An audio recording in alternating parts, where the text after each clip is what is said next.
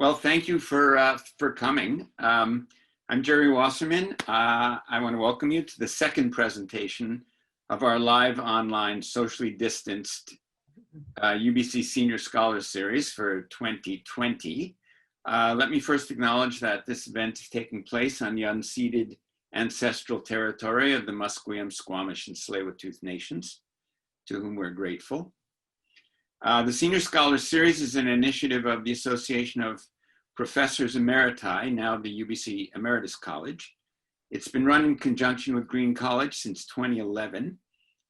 But to adapt to the new abnormal, as I call it, convener Graham Wynn has reconfigured the series this year, changing the format from live lectures to online interview conversations.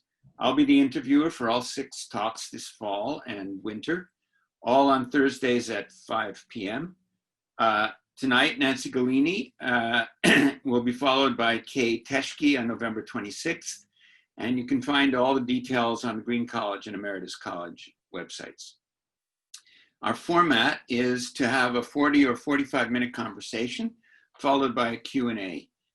For the Q&A, fingers crossed, we're going to try and do it live. We'll attempt to acknowledge anyone with a raised hand, and I will call on you, and you will unmute your microphone so you can ask a brief question out loud rather than putting it on chat. I see Ira Nadell is smiling because last time he tried to ask a question and couldn't figure out how to unmute himself. So you either click on your mute microphone down in the lower left-hand corner, or you can hold, if you've got an actual keyboard, you can hold the space bar down and that will unmute you. You have to keep holding it as long as you're speaking. As soon as you let go, you'll be muted again. So technical glitches are more likely than not, so please be patient with us. At the end of the hour, if Nancy is willing, and I hope she is, she'll hang around, we'll hang around, and she'll continue to answer your questions. Everyone can feel free to leave at any time, but we're calling this segment from 6 to 6:30 happy hour, or rather happy half hour. So feel free to pour yourself a glass of wine and stick around to chat for a few more minutes after 6 o'clock. I should mention that, of course, there are a couple of competing interviews going on tonight, but who cares? It's going to be way more interesting. I'm delighted to reintroduce you all to Nancy Gallini, Professor Emeritus in the Vancouver School of Economics. Nancy was, of course, Dean of Arts at UBC, and I was lucky enough to serve my term as head of the Department of Theatre and Film under her deanship, her very lively deanship. Before that, Nancy spent 23 years at the University of Toronto after receiving her PhD from Berkeley. She is a past president and recently appointed fellow of the Canadian Economic Association, and she served on SSHRC's Governing Council and on the Mitacs Research Council. Nancy continues to enjoy working on research problems in innovation, intellectual property, and antitrust policy, but a major source of inspiration for her these days comes from, and I quote, the exciting and generous initiatives of our amazing colleagues and students right here at UBC. And that's what Nancy would primarily like to talk to us about tonight. But before I let her do that, I'm going to ask her some personal and I hope slightly embarrassing and illuminating questions. Hi, Nancy. Hi, Nancy. Hi, thank you so much for this opportunity. And thanks to all of you for being here. I'm seeing so many familiar faces. So I just want to, well, I can't hug you, but I'd like to. It's great seeing all of you. And as Jerry said, there is a double billing at the town halls besides this talk. So I totally understand if you want to go and listen to Joe Biden. I may not quite understand if you want to listen to Donald Trump. No, we won't go there. But most of all, if there are any expats here from the US, please, first thing you want to do is vote if you haven't voted already, okay? And we'll talk about that later on, I think. Okay. But again, thank you so much for being here. Good way to start. Why don't we go back? Why don't we flash back to the beginning? Tell us a little bit about your misspent youth. Where did you grow up, and how did you stumble on economics? Oh, well, I was born and raised in the middle-class suburbs of St. Louis, Missouri. I grew up in a family, very happy childhood with two sisters who were my inspiration, wonderful role models, and they still are, in fact, and parents who were loving and hardworking. And on this theme, true blue Democrats down the ticket for all of their lives. And there were some really kind of interesting things that happened, I realized, when I was thinking about tonight, and kind of what things impacted me growing up. You know, we had a lot of time to use creativity and our imagination to keep ourselves busy. We were from a modest household, and so there wasn't a lot of discretionary income to do family trips or extracurricular activities and summer camps and things like that. So we had to kind of we had to sort of create our entertainment. And, you know, I really treasure those moments, because sometimes I think we sign up our kids and for too many things. We don't give them that time just to reflect and kind of create, you know, create their entertainment. Same with our students as well. We keep them so busy that they don't have time to kind of think about what they're doing. And the other thing was, school was very important, and this goes into how did I stumble on economics. School was very, very important. My parents did not have the opportunity to go to university, and in fact, did not complete high school. And I think they expected us to be gainfully employed after high school.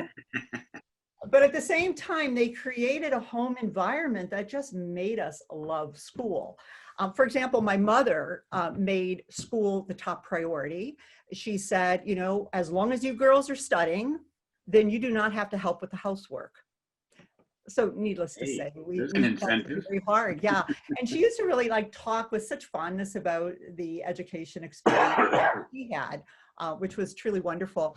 My father also set up a school. My sister particularly liked school. He set up a kind of a play school downstairs with desk and chalkboard, things like that. And so every day when I came home from the real school, I had to go to my sister's pretend school. So, I mean, there was a lot of kind of feeding on this education. So basically, gainful employment had to wait because we had other ideas. And then my sisters were, from what I understand, they were the first to go to university of our extended family, and they really paved the way for me.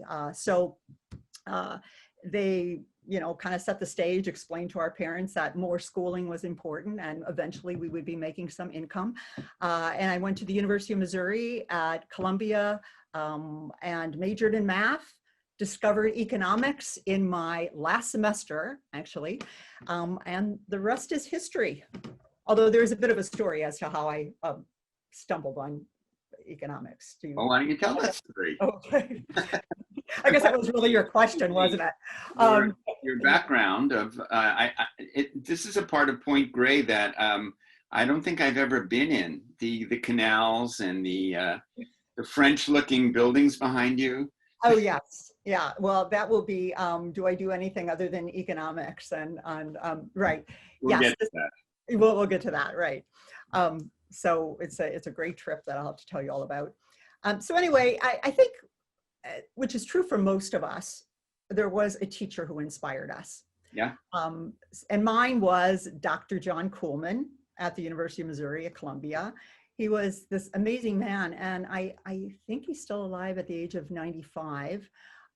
He was generous, open-minded, and a bit intimidating.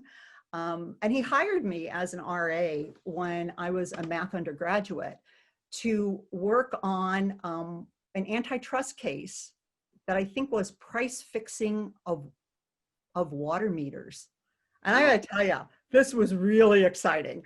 I mean, I've been in math, right? So this was really, really exciting. And he could see I was pretty enthusiastic about economics and suggested that why don't you take an economics course now in your last term? And that was interesting because he suggested, but you should do the math engineering version of it. So I took it from another professor, and at one point I did fairly well on a test, and the professor said, I find your papers really frustrating to grade because your handwriting is so messy, I can't tell if you're male or female. I remember being really sort of perplexed by that and not understanding why it should matter. I mean, this was at the kind of the height of the women's movement, but I was really quite naive and unaware, or maybe I just didn't want to accept that men and women would be treated differently. And there's part of me that thinks that was part of the impetus for me going into economics, because I wasn't expected to. But in any case, I then got my master's in economics in my fourth year at Mizzou, and then went to Montana State University for a year. And they let me teach all levels of economics from principals to graduate. And by then I was completely hooked, and then went to Berkeley for a PhD.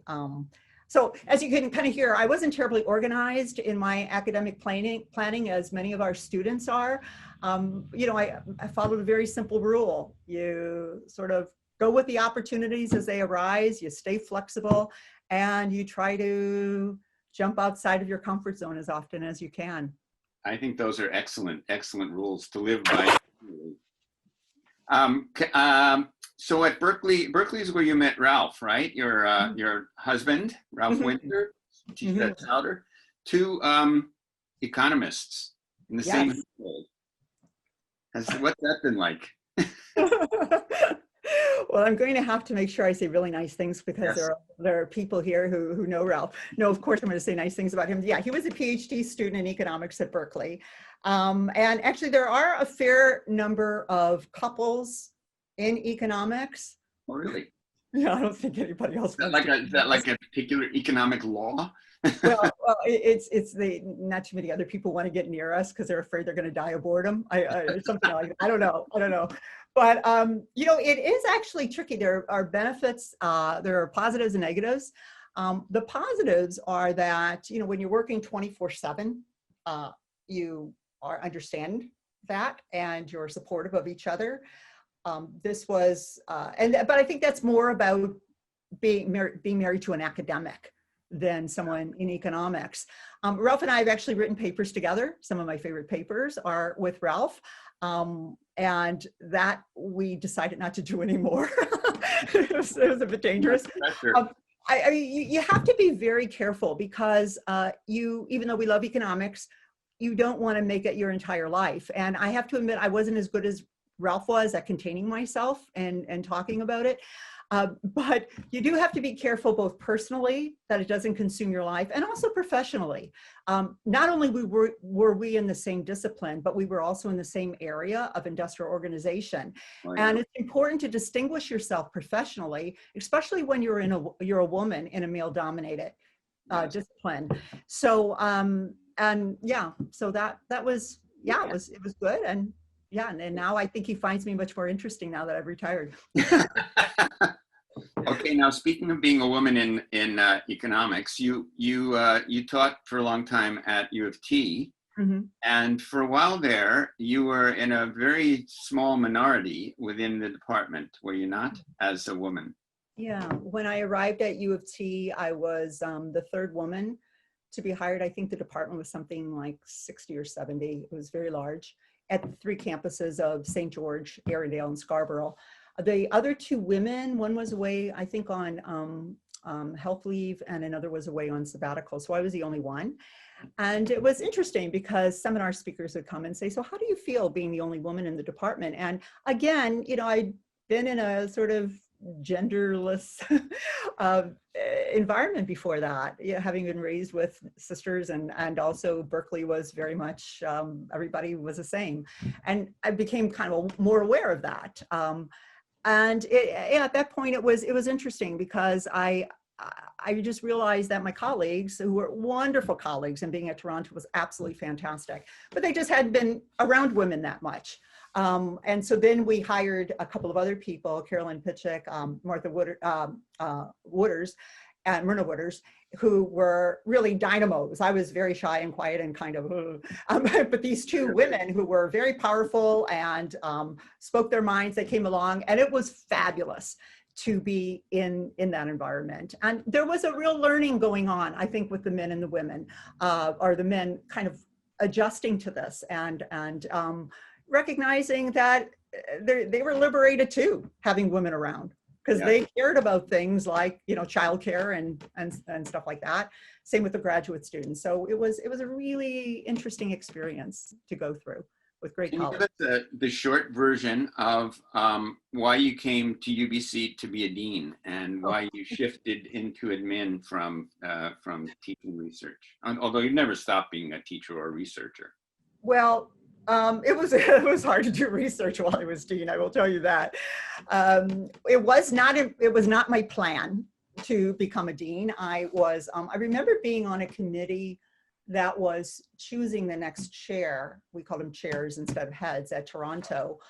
And we looked to one of the people on the committee because everybody was saying, no, they didn't want to be it.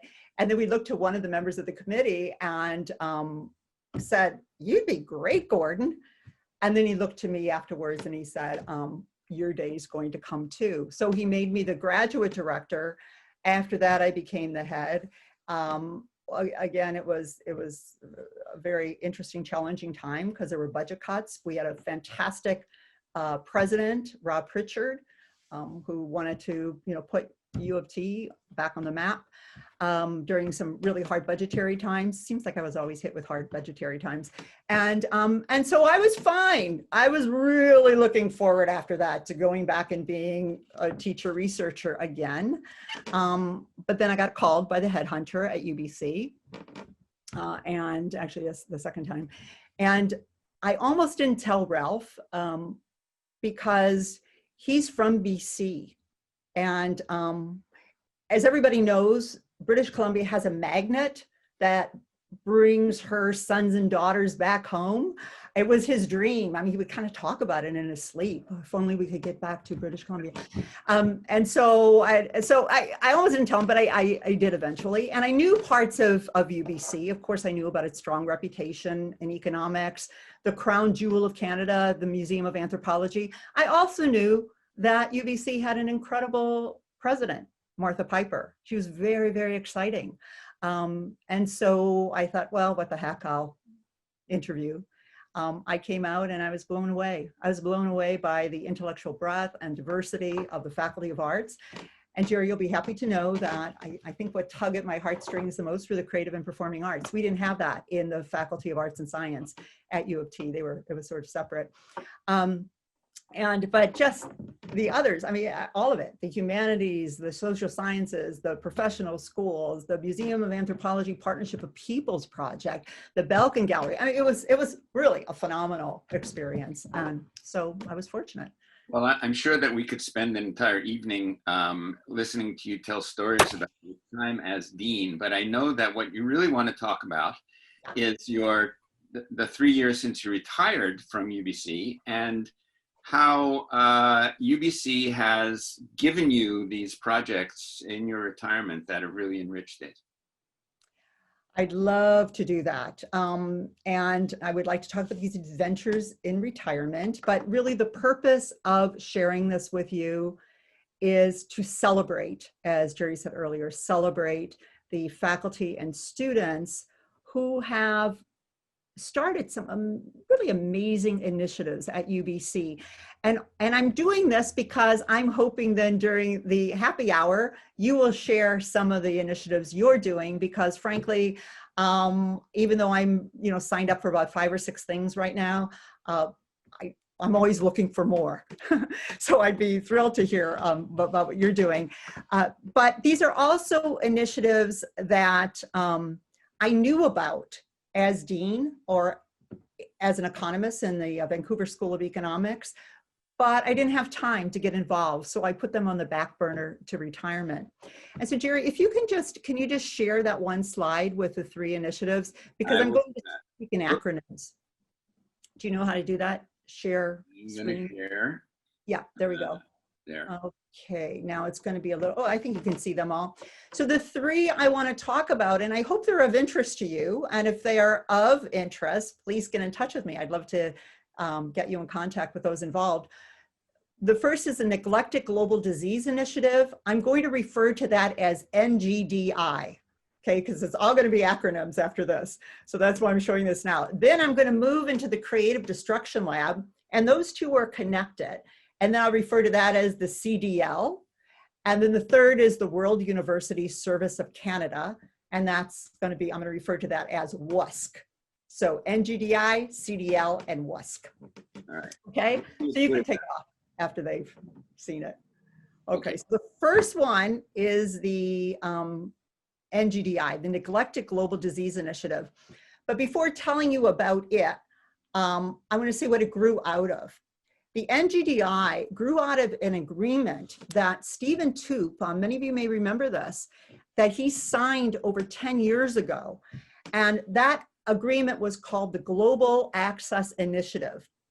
It was led by students, which I think make it very exciting, from the UBC chapter of the Universities Allied for Essential Medicines.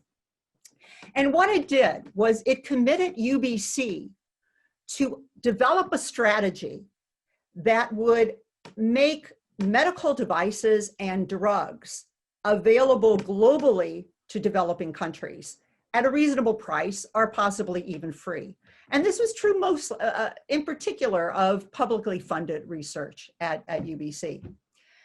So UBC was the only Canadian university to sign on to this. This was around 2007 or so. And it was in really good company because the other universities that had signed on were Harvard, Yale, UC Berkeley, Emory, Oxford. And then two studies came out about UBC's involvement because there was some initial activity at UBC. As soon as it signed on, there was some stuff going on, and that's where NGDI is going to come in. But I just want to type up these two studies.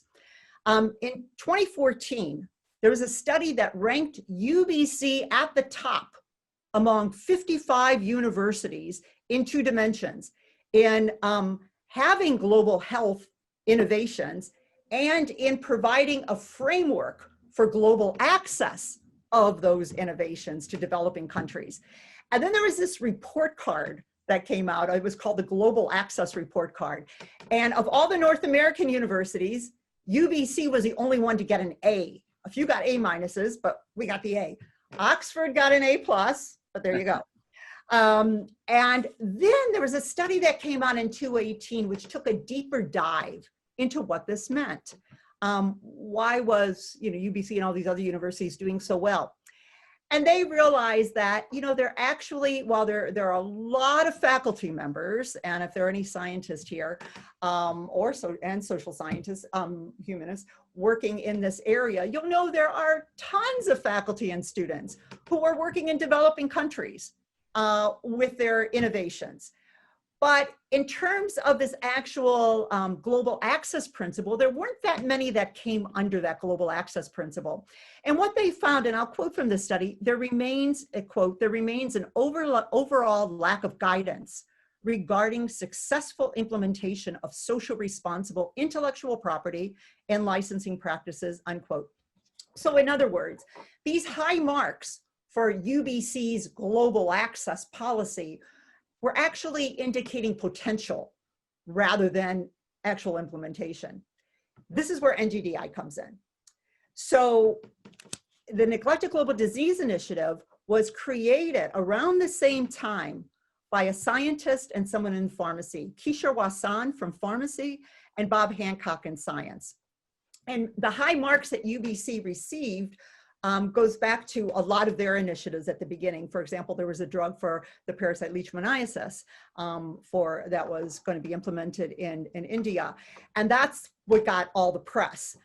But then Richard Lester, who's from medicine, who works in Kenya, he took over for NGDI, and now Kishore has come back. And in any case, what he started was, or what he built was a network around science, social sciences, humanities, around neglected global disease. And I think they want to now have more of a focus on infectious diseases, which is obviously, very important and timely. So that's where NGDI and this global access principle were connected together. And this has been going on for about 10 years. There's this wonderful network. If anyone's interested, please let me know. But, you know, as true as you'll know of most great ideas at UBC, it wasn't properly funded. There was a lot of money from Gates Foundation grant challenges that went to the particular research project, but not in the institutional foundation that would help the scientists and the innovators bring their product from the lab to the marketplace in the developing countries. So this was actually a really hard problem to solve. And I didn't really know my role at this NGDI because I was put on the advisory board, but it wasn't until I was retired that I thought a little bit more about this. And so you might, you know, wonder, what can an economist do? What can an economist do? Okay, there you go. What can an economist do?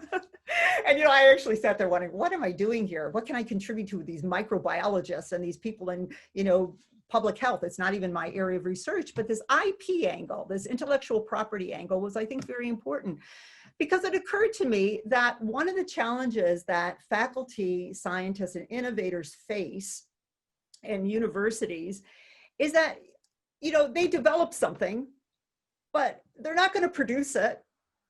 They're not even going to do the clinical trials that we hear about, you know, with the COVID vaccine.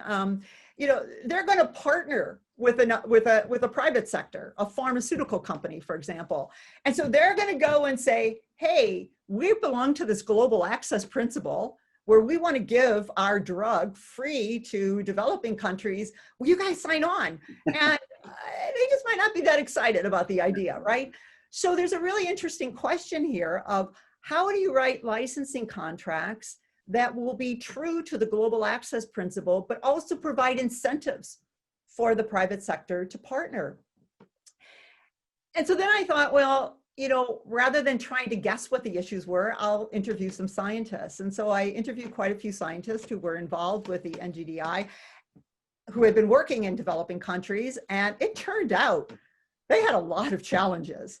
Not only that one that I just mentioned, but also they just wondered, you know, when I organize this innovation around a business strategy, what should that look like? Should it be for-profit? Should it be nonprofit? Should it be something else? And like, who should I partner with? I mean, these were scientists, they weren't entrepreneurs. And, you know, I can imagine some of you thinking, I remember when I was dean thinking, oh my gosh, everything's about patents and everything's about, you know, discoveries, scientific discoveries. What about the arts and the humanities and the social sciences and the creative and performing arts? But it's interesting because this is being told within the framework of this global access principle, that if we truly want to deliver on this principle that was signed 10 years ago by the university, then we need to find a way for the university or the scientists to stay involved with that innovation, so it can end up in developing countries and basically underserved populations that are local as well. And so many of the scientists said, you know, I would have changed my business plan. I would have changed the whole way I organize my innovation differently, knowing the wisdom I now have from the sort of hit and miss approach. And this problem is quite related to some research I was doing. It turns out that this has been an issue that the federal government has been very concerned about forever. They have been quite troubled to always rank pretty low among the peer countries in innovation, according to innovation metrics. There was a conference board ranking that ranked us 12th out of 16 peer countries. And what they've been troubled with is this idea that we have great innovators. We have all the kind of the ingredients you need to innovate, yet we're not so good at exploiting the full social value of our innovations or commercializing those innovations. And a study I did recently with Aidan Hollis from Calgary, you know, we found that over 50% of patents of US patents filed in the United States that, you know, protected innovation that was developed by Canadian researchers, at least one Canadian researcher, but 50% of those ended up in in foreign companies. And another third of the other 50% were in foreign subsidiaries. So many of our innovations just kind of disappear. And what the Canadian government wants to know is, how can we keep them here? How can we develop them, scale up here? And I think this is particularly an issue for innovations that come from universities. And so my question then was, what kind of mentorship program could we create within the university that would support research teams at the Neglected Global Disease Initiative and make that global access commitment that UBC signed on to a reality? So that was kind of my question of how are we going to deal with this? And it turned out I didn't have to look that far, because right down the street was something called the Creative Destruction Lab. And so that moves me now to this second initiative that I've been pretty excited about, CDL. And this also is related to research. I did notice that, I think Mukesha Swarn is here. Also what NGDI has done is it motivated some research, wonderful research that I did with Mukesha Swarn on the economics of antibiotic resistance, that I would be delighted to talk about too, but it's not directly related to this issue. Okay. So Creative Destruction Lab, what is it? What is it? You may wonder what the name is. So what is it? It is it's a nonprofit, internationally renowned nonprofit technology incubator. It's a gem at UBC. There's a lot of gems at UBC. This is one of them. And not very many people know about it, but it's internationally renowned. And it brings together a network of experts in the private sector, in business, in academia, venture capitalists. These guys are coming, and women, the guys generically speaking, these individuals are coming from all over Canada. And because the one is at UBC, and I'll explain that a little bit more, they're also coming from Silicon Valley and the west part of the United States. They have a very high opportunity cost of their time. And they spend weeks during the year mentoring young entrepreneurs. They're not all Canadians, but most of them are. And they are mentoring them. These entrepreneurs will come to these all-day meetings where they sort of give their progress up to that time. It's kind of like a Shark Tank thing, but not exactly, because it goes throughout the entire year. They give their progress, and then they're given a set of objectives for the next round. And then these mentors will meet with them offline, helping them achieve their objectives. This was started by, this was a genius idea, started by AJ Agarwal, who saw that there was this gap between, the lab to the marketplace. And he's from the University of Toronto. He's an economist. And he spent a huge amount of his time starting it at U of T. He then brought it to UBC. So there's UBC West, that's headed by Paul Kubin from the Sauder School of Sauder School of Business, I should say. And then it was brought to, what are all the other places it's at? It's at Calgary, Montreal, Halifax, and now it's at Emory in the States. It's in Paris and Oxford. And so just a quick question. Why is it called Creative Destruction? Creative Destruction.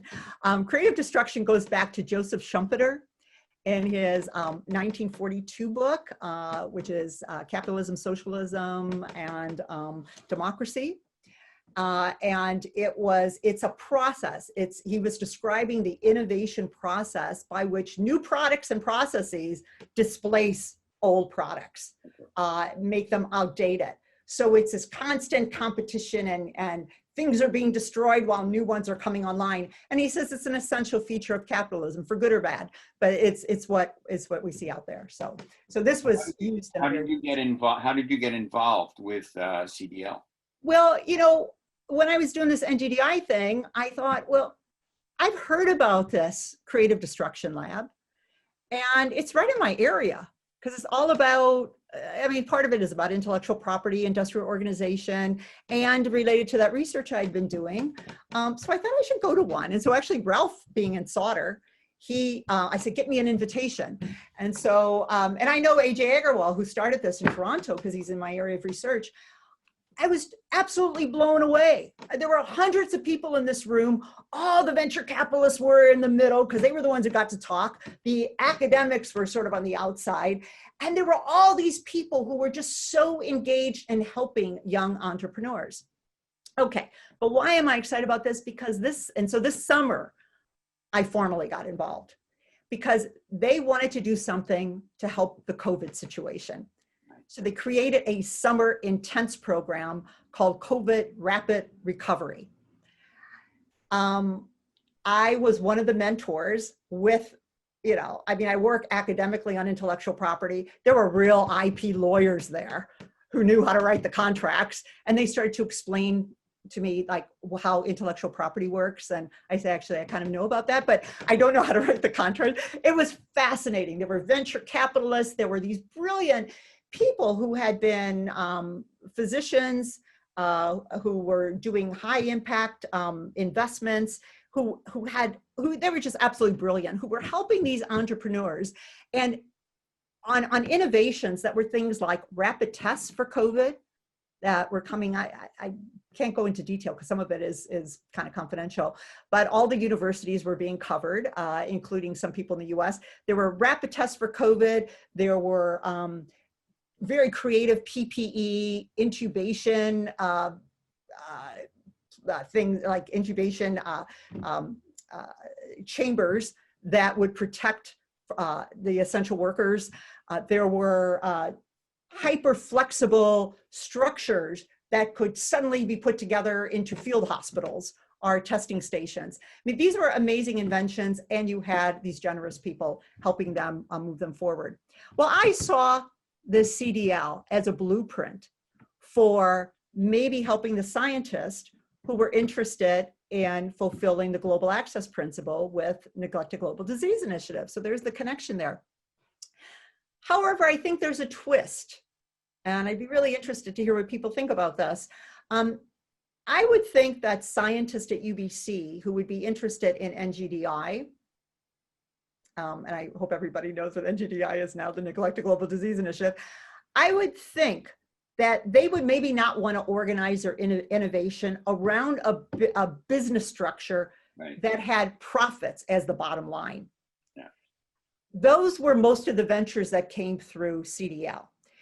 But I also would think they may not want nonprofit talking to these scientists because it's very frustrating for them.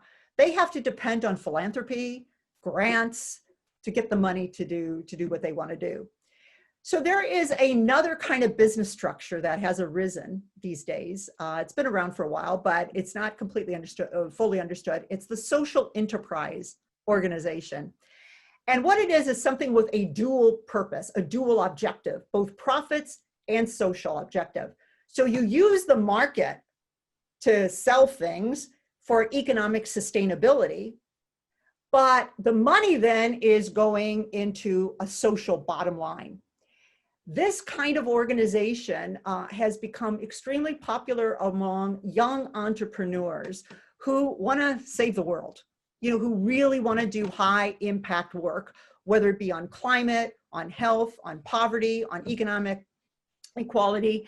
And so what I'm hoping to do over this next year is work actually with both the NGDI and CDL to try to figure out a kind of a social enterprise mentorship program that would satisfy the objectives of the global access principles for UBC and NGDI, but use a variation on the CDL theme to CDL structure to create this.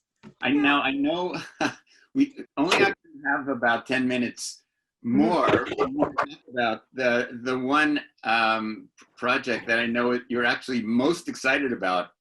It's hard to believe that there's something you're more excited about than what you've already talked about. But tell us a little bit about WUSC before the bell rings. Yeah, and what I'm really trying to do more than anything else is talk about some things you may not have been aware of that's happening at UBC. Yeah. And like I said, there are so many other things. But yes, I mentioned these initiatives. The first one was more pharmacy, medicine, School of Population, Public Health, Science. And the other one was coming out of Sauder, School of Business, right? What about arts? Well, first of all of these are interdisciplinary, so they're not exclusive to the faculty. But this brings me to the World University Service of Canada, otherwise known as WUSC. This is an extraordinary initiative that at UBC, but it's a Canadian thing. I learned about it as dean again, but put it on the back burner. I knew some students in WUSC.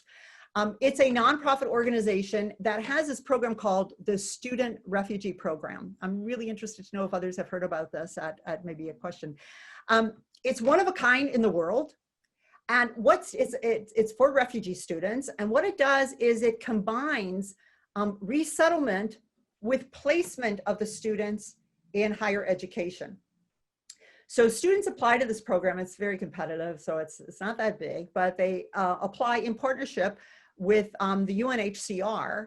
And if they're accepted, they're given tuition, cost of living, expenses to some Canadian university, and also a pathway to citizenship. WUSC, since it was formed in 1978, it has admitted over 2,000 young refugees in 39 countries of origin, and there are about 100 universities across Canada involved in this. The UBC program is particularly wonderful, and it's headed up by Dr. Glenn Peterson from history, and Sarah Cameron's a WUSC person, involves Sarah Cameron, who's phenomenal. What makes it so special here is that the students, the UBC students, voted to put a levy on their student fees to support this program. AMS decided to do this years ago, and I think they just increased it a little bit. And so when I retired, I spoke to Glenn Peterson and said, tell me more about it. Can you hook me up with the office in Ottawa? And he did, and they mentioned that they had an office in Lilongwe, Malawi. And I said, well, how convenient, because next month I'm going to Malawi on another volunteer thing with Care Canada. And again, that's another thing I'd love to tell you about. Martha Piper got me involved in that about 8 years ago. And so I was in Malawi, and to make a long story short, when I was there, I went to the WUSC office and they said, perfect timing. We are on our way to the Zuleika refugee camp. And if you join us, you will have the opportunity to meet 25 students who are on their way to Canadian universities next week. Wow. All right. I said, oh my gosh, this sounds fabulous. But what I didn't realize, it was going to be the most exhilarating experience, one of the most exhilarating experiences of my career. So they left me alone for an hour and a half with these 25 students all in a circle, right? These students who were just so enthusiastic about this amazing life journey they were about to take. And, you know, I mean, I have to admit, I thought, oh, they're going to be shy and they're not going to have questions. Are you kidding? They had stories. They told me where they were going, what their concerns were, and what they were hoping to major in. And that was an interesting exchange that we had.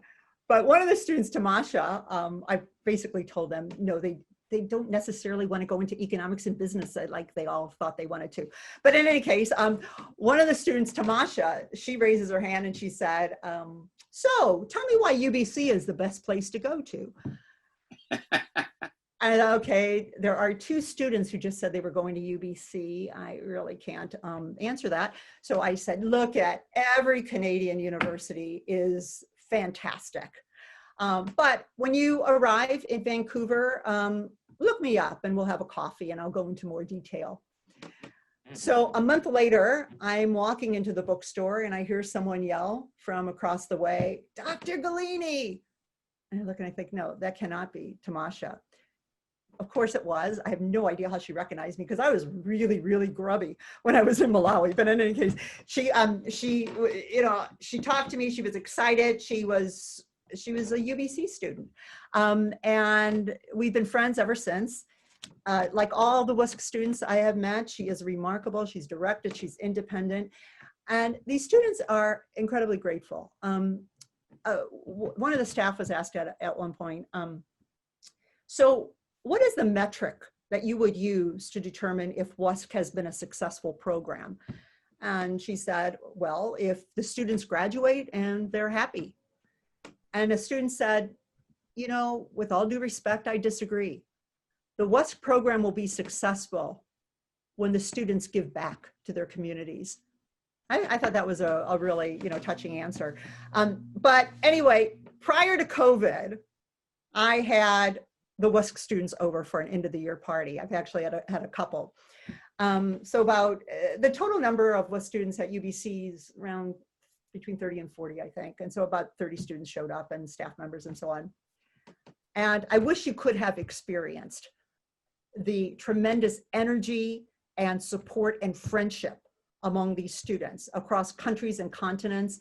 Many of the students are coming from Kenya, Malawi, and Lebanon, Jordan. So they're the best of friends. And of course, they become friends with non-WUSC students. The energy level was incredibly high, but then they spotted, and by the way, there was no alcohol served. So there was this giant level of energy. They spotted my 2 African djembe drums, because I had been taking some African drumming with Drum Mama, and 2 guitars in the corner. And I will tell you, the energy went up like hundreds of decibels at that point. So they had the Syrian music blaring, and then they accompanied it with like all these African rhythms on the drums. They were break dancing, doing African break dancing and Syrian traditional dancing. And I just sat back and I just said, this is a microcosm of the world I want to live in. So it really is it's a wonderful program, remarkable students. We are so fortunate to have them here. And I will tell you, after COVID, I will have another one of those parties and you'll all be invited to it. You can experience this. So actually, I'll end there. And, I'll just end with saying, like all of you here, what keeps me going is just this love of learning. And, it's one of the greatest gifts of our humanity. I just feel, it's such a privilege to have been an academic for all these years and now in retirement. Every day is another, intellectual adventure. And so I really, thanks guys for listening. And I really hope that you'll share the things that you've been doing too, because I would love to get involved. Wow, those are fantastic adventures, especially that last one. Yeah, I feel like I was at the party. Well, I had lots of questions to ask you about all of the other things that you're doing in retirement, including your cycling trips, but I'm not going to monopolize you. I'm going to open up the floor here to questions and hope, fingers crossed, that all the technology works. So if you have a question for Nancy, raise your hand and I will call on you and you'll unmute yourself and ask the question and she will answer. Is that possible? It's only possible with people who actually have faces, of which there are only about a dozen. Yes, Ira? They're very talkative types. Can you hear me, Jerry? I can hear you. Fire away. Nancy, can you hear me? Ira, I can. Yes, good job. You unmuted. Well, this has been wonderful. You've really taken us on a spectacular journey. But I wonder if we could swing a little bit back to the Faculty of Arts. Mm-hmm. And my question is, after I think your 8 years of being a wonderful, energetic dean, what do you feel you still wanted to do that you didn't do when you completed your term? Because a lot has changed. A lot changed under your administration, and of course it's still changing, but I wonder if there were 1 or 2 projects perhaps that you felt, wow, if I only had more money or more time, I wish I had achieved them. That's an interesting question. People will ask, what was your legacy, or what do you think you achieved? And I always have trouble with that question, because that's not what it was about. I was there to try to support the faculty and the students. The ideas are all coming from the departments and the students. And so I see it just as a continuum. So it was never, I need to achieve this by this amount of time, right?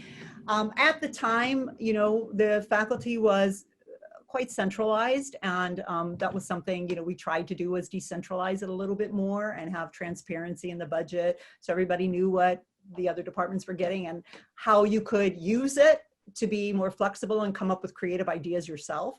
There was a huge amount of hiring that took place. So it would be wonderful to have actually to get to know a little bit more the successes of the faculty. I loved what the student initiatives were. They were getting a little bit more socially active and politically active. They had, and that's something I would love to have been doing during a time of a lot more political activism. But again, I'm not really answering your question just because I got my cues from the faculty and the students. Of course, I had ideas of grandeur and excellence and let's always hire the best people, but it was always this process of creativity. And there was no sort of end point of, I want to achieve this. I will say, however, that it was one of the most inspiring times of my life. It probably had much more impact on me than many other things I did in my career, because I learned about interdisciplinarity. I learned about the different, you know, different ideas and departments, and people were so patient at explaining things to me. So does that answer it enough? Just to say, Oh, I mean, it's kind of like, again, going with like, what did I want to achieve? Again, as let's just see what's happening out there, and let's move with the energy that's going. Probably interdisciplinarity, I would have worked a little bit harder on that, moving science and arts together a little bit more, and across already the faculty is so interdisciplinary, helping the units get to know each other a little bit better, because I think research like on climate and poverty and all the big issues that are out there right now on health, they require the genius of so many different disciplines. So that maybe would be the one that I would work hardest on. well, I think that's absolutely terrific. And I do recall many evenings where you actually brought faculty members from different disciplines together. Yeah. And we learned about what work was being done in medicine, or what was being done in even economics, where people in English had no idea, other than economics was at the top, I think, of the Buchanan Tower. Or was it always history? Who knows? So you did an excellent job in creating a dialogue and a discourse, I think, between these different faculties. And that seems to me a wonderful accomplishment. And I think that's continuing. Thank you. Thank you. I have another question here from Malahar. I'm sorry, I don't know. You have to unmute yourself. Can you do that? Yes, my name is David, and this is Rosemary next to me. Hi, Rosemary. Nancy, I really enjoyed your presentation. And the question I have is more or less a mechanical one, sort of the insider of the world of economics, which I am not a part of. I'm a mere engineer. You've seen 30, 40 years of computers, from the early floppy disks to whatever the terabytes in solid state are now. What has this meant to you personally, but to all your colleagues in economics, intellectually? What has it released as new ideas, new energy, how to get things done? Yeah, that's a great question too. Well, first of all, when you asked that question, I thought of my days back at Berkeley. I had the cards, you know, like hundreds, thousands of cards. And there was a machine in the department. I would sleep with it at night, you know, because I'd have to put the cards in, and it would take the entire night for all the cards to go through. And if there was one little bent in the card, I'd have to start all over again. Unbelievable. Yeah, the students, when you tell the students that story, they just can't even comprehend what I'm talking about. What has changed dramatically is access to data with the computers, is access to data.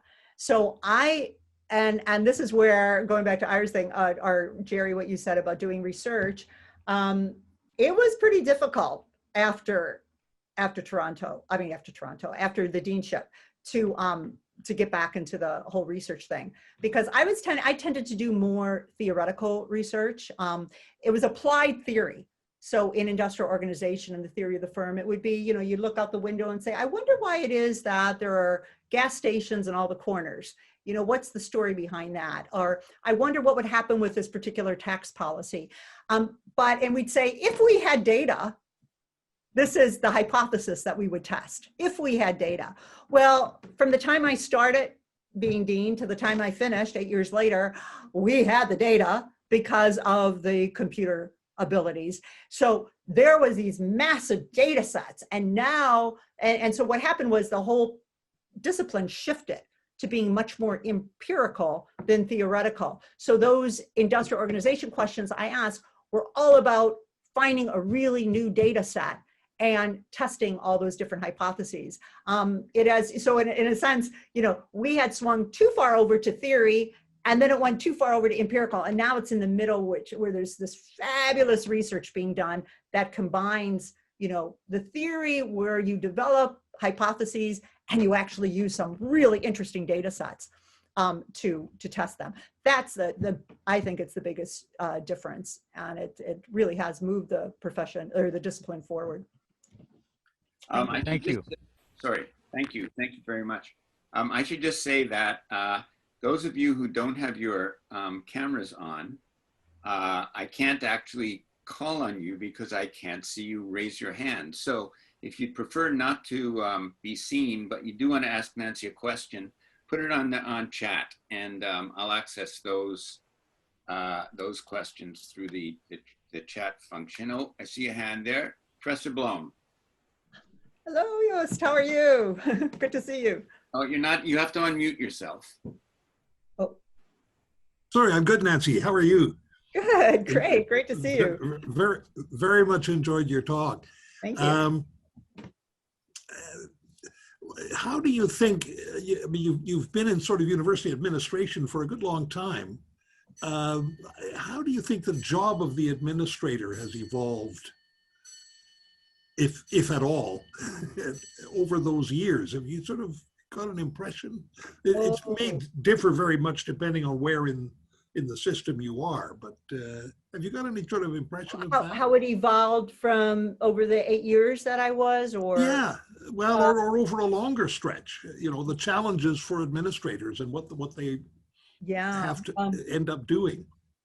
Well, because I've been fairly apart from what's been happening, more recently, I stayed out of it. But what I think, when I came to UBC, for example, Martha Piper was absolutely an amazing president. She moved things forward, the CRCs, the CFI, lots of different programs. It did require a bit of centralization by the administration, which sometimes was challenging to those of us who wanted to have a more decentralized, or to understand our budget a little bit better. I think what started to happen, and so I think there was, at least within the Faculty of Arts too, this kind of people wanting to make decisions and move budgets around so that they could make, they could use them the most efficient way, rather than having some administrator up here telling them how to do it. Yeah. So there were these times I remember being a little frustrated over, all of a sudden there'd be $1 million budget cut in arts, and it would be like, why? Where did it come from? Well, it was somehow centrally determined. So I think there has been a little bit more sensitivity to that, but I think it also goes to the last question too. Because things have become so computerized, a lot of stuff has been downloaded to the department. So there's almost been too much decentralization in that sense. And staff have been overburdened with a lot of extra tasks to take on. So I think that's a real problem. So there are so many more opportunities to do things now because everything is computerized, but much of it has, I think, gone down to departments to take the responsibility for that. So yeah. I'm not sure if that's the other thing is, again, I think there are these attempts to connect departments in ways that never happened before. I remember when I was at U of T, I would be told by the dean that, you can have extra money in economics as long as you join these 3 interdisciplinary programs. They go, what are they? I mean, who created these? I mean, are these just people that have time on their hands? So I remember back then, they weren't thoughtful. Yeah, I mean, well, they didn't seem thoughtful to me. Maybe they were, but they just kind of came out of the blue of what seemed to be interesting. There's a lot more. There's been so much more thought towards that. You know, they're problem-based. Outstanding, you know, faculty are getting together to create these programs, and they're very, very exciting. You know, cognitive systems, science, technology studies, various ones within arts, but certainly throughout the university. I think that has been a really important piece. Not so much with administration, though, is it? It's administrating it that it makes that very difficult. Yeah, and that is still a challenge we have. Great, thank you very much. We're officially at the end of our hour, so that means you have to pour yourself a glass of wine today. Nancy, Kay Teschke has a question, which is, let's hear about the biking. It's not actually a question, it's sort of an order. You have to tell us about your cycling. Oh, my cycling. Oh, yes. So that is a picture, as I said, of the Canal du Midi. And Canal du Midi is from Toulouse in France to Sète on the Mediterranean. It's around 300, actually I looked it up today and it was more like 250, but I think we did extra little trips. So we did 300 kilometers. But if you're really ambitious, you want to start at the Atlantic at Bordeaux and go along the Canal du Garonne. And that takes you then to Toulouse. That's another 350 kilometers. And then you've got the extra 300. So it's a fabulous cycling trip. It's really, really beautiful. And it's flat. It's flat. I mean, there are some places where it gets very, very narrow. It's flat. And I've become a huge fan now of canal cycling and old railroad tracks. So we just came back from Nelson and we tried to do some of the Great Canadian Trail, the Slocan Valley, the Kettle Valley, fantastic. But also just right here, there's the Arbutus Greenway. That's a great biking trail as well. So there you go. Yeah, is that enough? Comments or questions? Oh, yes, Maria Correia. Oh, you have to unmute yourself, please. Oops. Here we go. I'm a long time attendee of the Green College lectures, but I particularly wanted to attend this one because Dr. Gallini's signature is on my graduation from UBC in 2005. I graduated as a mature student at the age of 61 then, and also Martha Piper's signatures on there. And now I just finished, I'm now 76, and I finished my master's degree at SFU. So I'm just kind of and I think I received my certificate from Dr. Gallini at the graduation ceremony at Chan Center. And I very well remember that occasion walking across the stage. And I wanted to just comment on that. And it's never too late to go back to school. And I'm one of those perpetual students looking for new opportunities now. And I'd like to come back to UBC. My interest is in the interaction of music and culture. And I've been in touch with the School of Music, and I'm familiar with Dr. Nathan Hesselink, and I might get in touch with him again to see if there's any opportunities there. But I wanted to comment too on the interdisciplinarity of the science and music, because the two are interrelated. They're so, based on my research, they're so interrelated, and there should be more interdisciplinarity at UBC, for instance, because the School of Music is a fabulous institution, a world-renowned institution. So there should be more collaboration with the sciences and that. But thank you very much for the talk, and I wish you all the best for your future endeavors. Well, thank you so much. I would like to know about the different activities you're involved in, and maybe I'll sign on too. Let me just make a comment. I really appreciate what you just said. I hope I shook your hand as you walked across stage. That would have, well, when we used to be able to shake hands, you know. Yes, you did. Yes, but there is a fabulous person who's a good friend of mine, Rena Sharon, in the School of Music. And she has been working very hard for years now on combining science and music. In fact, she works with the Institute for Brain Research on some projects. There's something called Transcending Boundaries, where they're doing just what it sounds like, bringing together people in the brain research with people in music around health issues. That's excellent. I'm glad I got the courage to raise my hand now, because that's exactly, I've read lots of books about how the brain processes music.